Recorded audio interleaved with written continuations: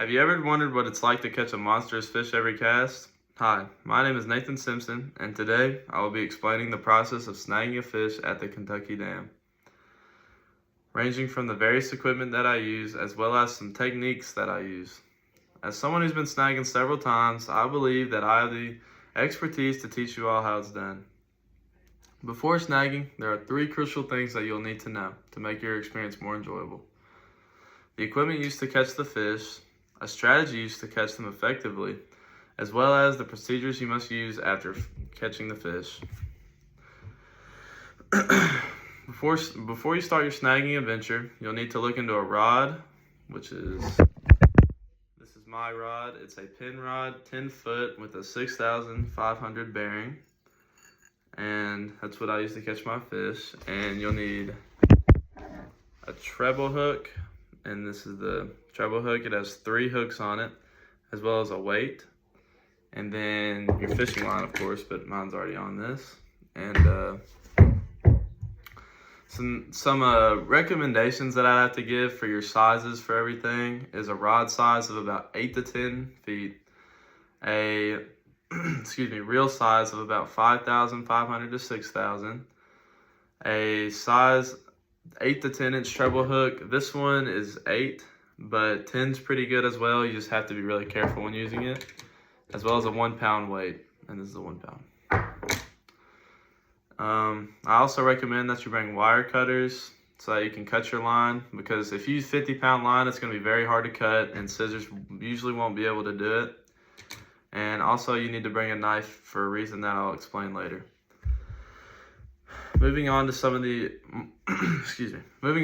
more important requirements for snagging is the technique that you use to catch the fish. First, you have to figure out what knot you'd like to use for your hook and your weight. For mine, I'm using a snell knot, which is right here, and so once you tie onto your hook, you leave a little bit of slack line for your weight, and then you'll wrap your weight around like this, and then you'll put it at the bottom and tie it in with another snell knot. And when tying on, once you're all rigged up, you head down to the banks and cast your line out as far as you can. So when you cast, you're gonna wanna flip the bail. And of course my hook and weight are not on here for safety reasons. And then you'll get your rod like this, cast it out, and then you'll flip your bail down. Once your bail's flipped down, you wait about 4 to 7 seconds and before you start reeling in, and then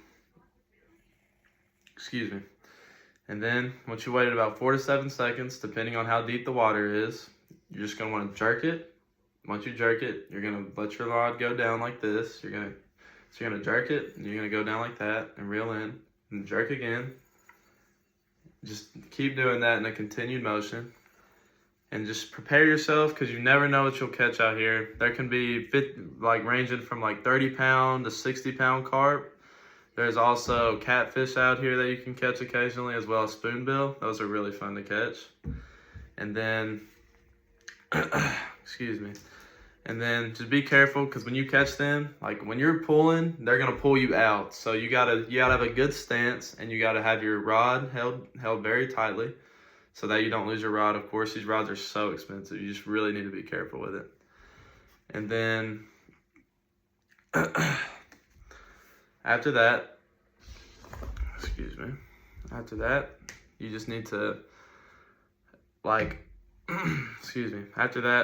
to make sure that you're stable and all that, so that you can reel it in good. So then once you get snagged onto a fish, I recommend that you when you get like this, it's going to pull you forward, so you're going to want to have your drag loose. This is how you adjust your drag on your rod. You're going to want to take it all the way down, and doing that, where's my line?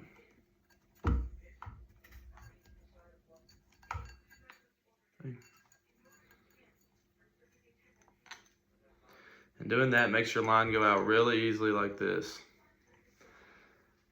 And then, so once you adjust your drag and let your drag be loose, it's gonna pull on it, and then the fish is going to start pulling out your line like this, and it's going to make it really tired after a while. And then once you do that, you're going to want to tighten your drag, and you're going to want to have your rod about right here, and you're just going to pull back on it, and you're going to reel in really fast, and you're going to pull back again, and you're going to reel in, and you're going to pull back until it gets like right to the shore. And then once you've got it to the shore, you're going to make sure you get it in real nice and take the hook, like make sure that the fish is very tired, because taking a hook out of a fish is so hard when they're like squirming around, and it can make the hook just fall off of it and get cut into your finger, and you really don't want that. It hurts so much. Speaking from experience. And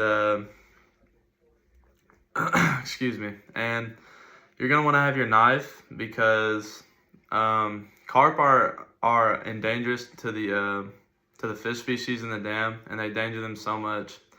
And you make sure once you get if you get a carp, but don't kill a catfish or a spoonbill, it's illegal. But once you get your carp, or if you get a carp, you want to get it up to the dock, and then you're gonna take the hook out.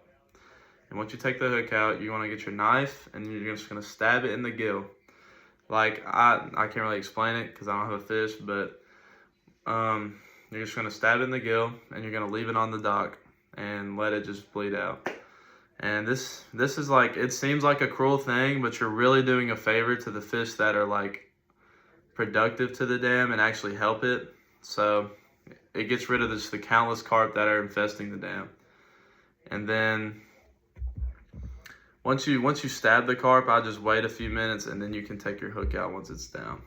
And to end things off, snagging is a thrilling and engaging activity that can be fun, but also challenging at the same time. But remember to keep your head up, because it's all worth it when you catch that massive fish. And thank you.